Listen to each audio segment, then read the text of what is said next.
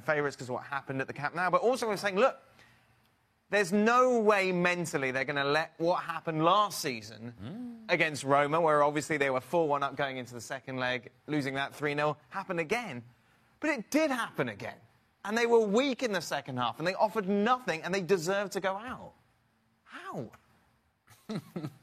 Well, they can't defend, right? Can't handle the pressure when it gets put on at this, obviously.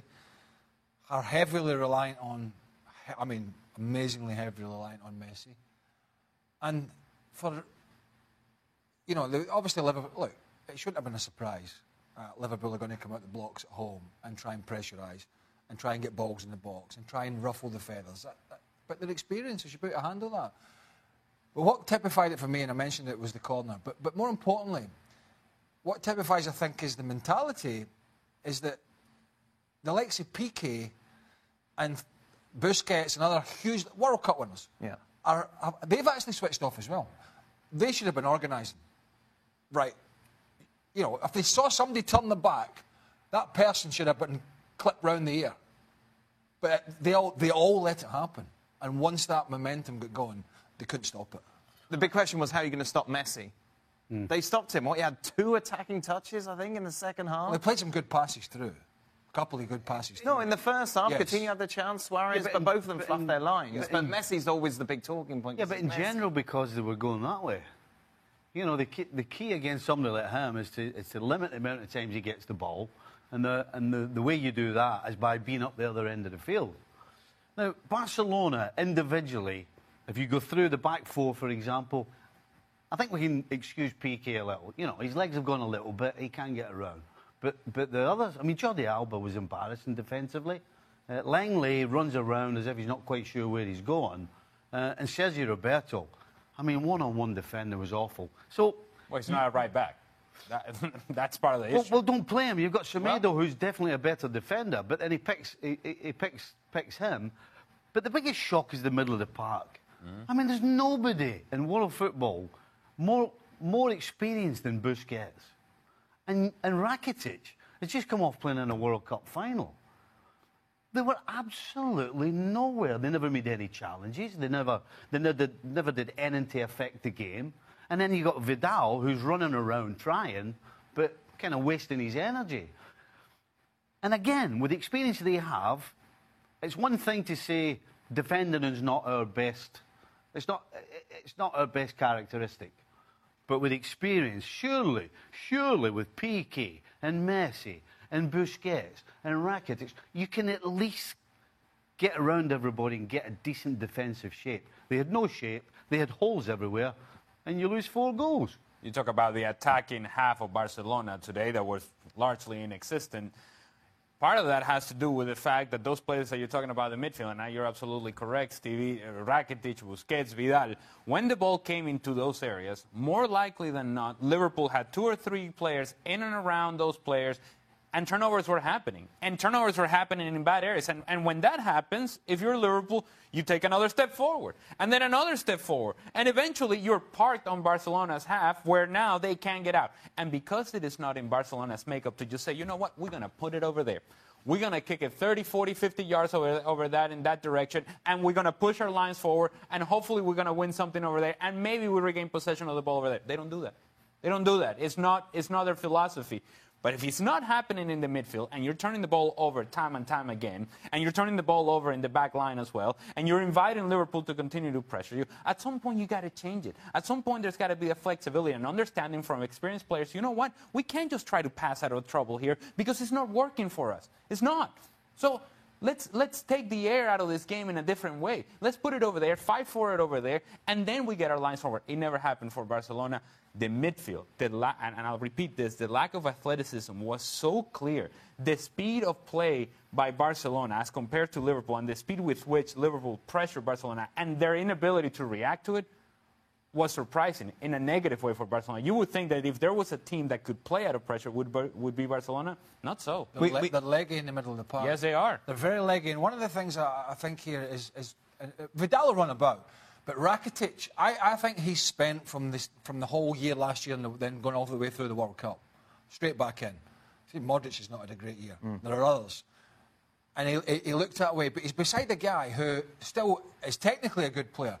But Sergio Busquets has been around for forever and a day, and he's not that old. But he looks like you're going to buy a car, and it's absolutely polished and shiny, and you lift the boot up, and it's done 250,000 miles. And that's how he looks, because he's been in this Barcelona team since I can remember. He plays almost every game, and he just, whilst he's tidy and he can pass it, and he's a clever player, he can't get around the field anymore. So when you get, and Rakitic struggled at that, particularly this season. So when you get players, in Liverpool's strength under Klopp has been dynamic in the middle of the park and getting full-backs forward. And they couldn't handle that. So whenever play got broken up, they got on the front foot. Liverpool were able to get at that back line time and time again. I'm sorry, I've got to bring it back to Messi, just because it is the talking point, whether we like it or not. What is the talking point? Those who don't believe that he's the greatest ever will suggest that isn't this the sort of game in which Lionel Messi, to prove himself as the best ever player who's ever kicked a ball, should be taking it by the scruff of the neck and taking come on. it through. Well, he did it in the first leg, without him doing that in the first leg. So there comes a time when the other 10 have to chip in. I mean, come on, seriously. Are we... I said it last week. Over the last decade, there's maybe been 3 or 4 occasions when we've asked that question of him. The guy is at such a level, and the fact that you're even saying that's absolutely unfair. This guy is so good. He is absolutely the best player on the planet, and he put his team in a position to be 3 up. So it's the other 10. We shouldn't be talking about Messi. It's the other 10 that we should be talking about. To your point, Stevie, he actually put this team in a position to be 4 up, to be 5 up. Because Dembele had clear opportunities in that first leg where we wouldn't even be having this conversation. Look, Lionel Messi, he wasn't outstanding by his standards today. He could have done more. But the ball was never in his feet in a position where he could really affect the game. And when he did have it in his feet and he could affect the game, there were through balls to Luis Suarez, in which he scores. It's a different story altogether. And so we go back to the same story. People are going to say, well, if you don't think that Lionel Messi is the greatest player of all time, what have you, then does that change if Higuaín scores in the World Cup final? If we want to go down that direction, that's fine. But the truth is, a week ago, we were talking about Lionel Messi as this is what he does. A week later, now we want to change the discussion. It doesn't work. We should be talking about Valverde. Yeah. Yes. We can't. You know, we can discuss Messi having a poor game or a quiet game, but I don't think we should lower ourselves to this social media claptrap nonsense that, you know, the Messi Ronaldo, where you tweet out about what do you think is a good Christmas tree I should buy, and somebody tweets back, oh, Ronaldo's better than Messi, blah blah blah. You know, it's absolute. They're both great players, and you know, Messi didn't have a bad game tonight. You watched the end of the game tonight. Liverpool had so many red jerseys, narrow. The only place he could have went and stood in the right wing or went and stood in the left wing. And really out there he was going to be ineffective. What he didn't do tonight was produce... Obviously, he had a free kick in the same position. Yeah. Almost the same position that he did in the Camp Nou. Different result. It's, you know... I don't know.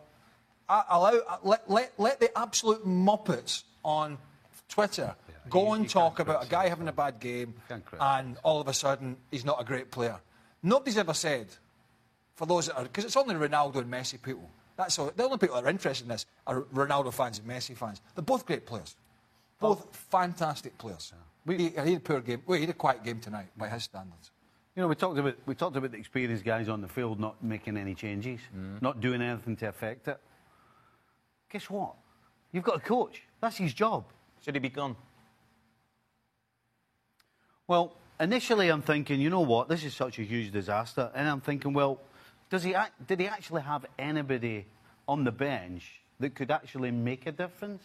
You know, can Barcelona play in a different way? You know, I agreed with Ali when he said, you've got to change something. If it means you've got to kick it 30 yards and squeeze up. But what can they do that? He said one team to beat. Are they just a team that has to do it one way and can't do it any other way? Let's gauge it with Serie A, for example. Or any other league, whatever you think. But, you know, it's getting a bit boring there, right? With Juventus winning all the time. Well, not for Juventus fans, but for the rest. he's had one team to beat because Real Madrid have been hopeless. Yep. So he's had to only go over, really, Atletico Madrid. And they've done that with relative ease. The question is then, is that enough for the Barcelona board with these two failures? I don't know. No, I don't think it is. No. I don't think it is enough. And the circumstances under which this happened for Barcelona, let's not forget about how this was perceived when PSG fell to Barcelona under the same circumstances. PSG hung on to Unai Emery. How did that work? Not very well. For me, Ernesto Valverde today failed in a couple of circumstances. One is clearly not getting the team, having the team ready to play under the pressure that they knew was coming. And two, not making the adjustment of say, you know what, we got to change our shape and we got to get numbers around the ball and behind the ball defensively because we're getting run over all over the place.